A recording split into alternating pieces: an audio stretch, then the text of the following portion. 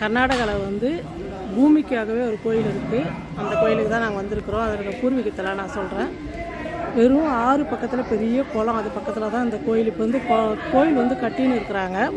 அதனால தான் வந்து ஜனங்கள்லாம் வந்து மதியம் சாப்பாட்டுக்கு டைம் ஆயிடுச்சுங்களா, கோயில் வந்து மூடிட்டாங்க. நாங்கள் வந்து பார்த்துட்டோம் சாமி, 10 நிமிஷம் முன்னாடி வந்ததுனால பார்த்தோம். எல்லாமே கோயில் வேலை நடக்குது. கர்நாடகாவில் வந்து மண்டியாண்ட இடத்துல தான், கல்லலின்றதுல தான் இந்த கோயில் இருக்குது. பூமிக்காகவே இதை நம்ம யார் வந்து வேண்டிட்டு நம்ம வந்து இங்கே இருக்கிற மண் எடுத்து போய் நம்ம வச்சு பூஜை பண்ணோமா, நமக்கு வந்து இடம் வாங்க முடியாமல் இடம் வாங்கலாம், வீடு கட்ட முடியாமல் வீடு கட்டலாம். அப்படி ஒரு ரொம்ப சக்தி வாய்ந்த கோயில் தான் இந்த கல்லலியில் இருக்குது. ஒரு ஆற்றுங்கிற ஓரத்தில் வந்து இந்த கோயில் இருக்குது. வீடு கட்ட ஆரம்பிச்சிங்க. இங்கே வந்து 3 செங்கல் 2 செங்கல்னு சொல்லிட்டு இங்கேருந்து வாங்கிட்டு போயிட்டு நம்ம வைக்கிற செவுத்தில் வந்து வச்சு வீடு கட்டுறாங்க. இங்கே பார்த்தீங்கன்னா ஃபுல்லாகவே பாருங்கள், நம்ம வீடு கட்டுறதுக்கு இங்கே இருக்கிற செங்கல் எடுத்து கல் எடுத்து எல்லாம் வந்து மலை மாதிரி, அதாவது பூமிக்கு தான் இந்த சாமி. நம்ம வீடு கட்டணும், ரொம்ப நாளாக நம்ம வந்து இந்த இடத்துல வந்து வீடு கட்ட முடியல, நம்ம வந்து இடமே வாங்க முடியல, நமக்குன்னு ஒரு வீடு இல்லை அப்படின்னு நம்ம எவ்வளோ பேர் கஷ்டப்படுவோம் கவலைப்படுவோம்.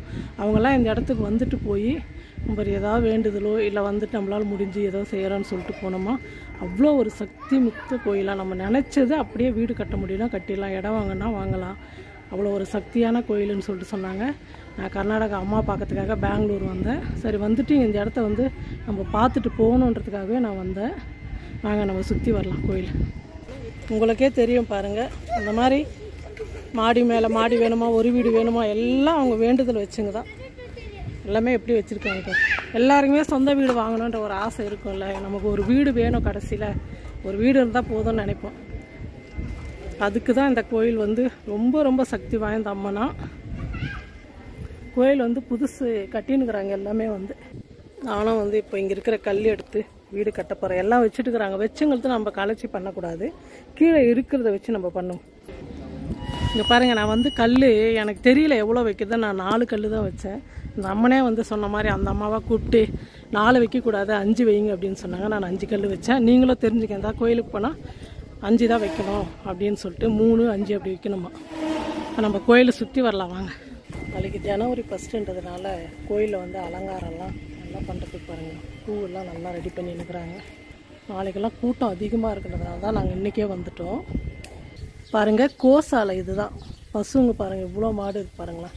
நம்ம வரவங்க வந்து இந்த பசுங்களுக்கு நம்மளால் முடிஞ்சது வைக்கல் புண்ணாக்கு இந்த மாதிரி ஏதாவது தவிடு ஏதாவது வாங்கி கொடுக்குறாங்க. காசாக கொடுத்துட்டாலும் அவங்களும் வாங்கிக்கிறாங்க. பெங்களூர்லேருந்து பார்த்தீங்கன்னா 160 கிலோமீட்டருக்கு அந்த பக்கம் தான் இந்த கோயில் இருக்குது. அதுவும் ஒரு 6 பக்கத்தில், ஆறா குளமா ஏரியான்னு தெரியல, அந்த அளவுக்கு பெரிய ஆறு.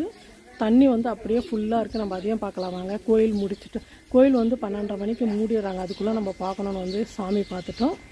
இப்போ வந்து பாருங்கள், இந்த கோசாலையும் பார்த்தாச்சு. இப்போ போய் அன்னதானம் சாப்பிட்டு நம்ம அந்த ஆறுலாம் போயிட்டு பார்க்கலாம்.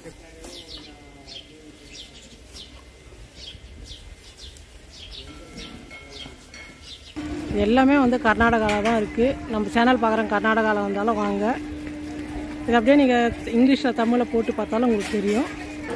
அன்னதானம் சாப்பிட்டா ரொம்ப நல்லா இருந்தது. வாங்கி பார்த்தோம், தயிர் சாதம் கொடுத்தாங்க, ரொம்ப அருமையாக சூப்பராக இருந்தது பாருங்கள்.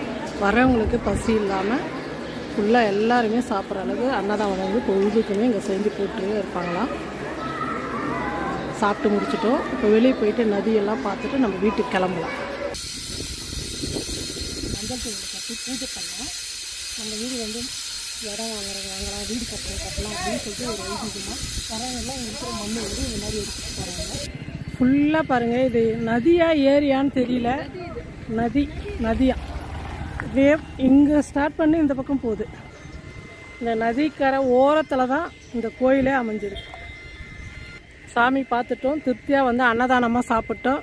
இந்த கோயில் முடிஞ்சது. இதெல்லாம் பார்த்துட்டு இப்போ நம்ம கிளம்பிட்டோம். இதோட இந்த வீடியோவை நம்ம முடிச்சுக்கலாம்.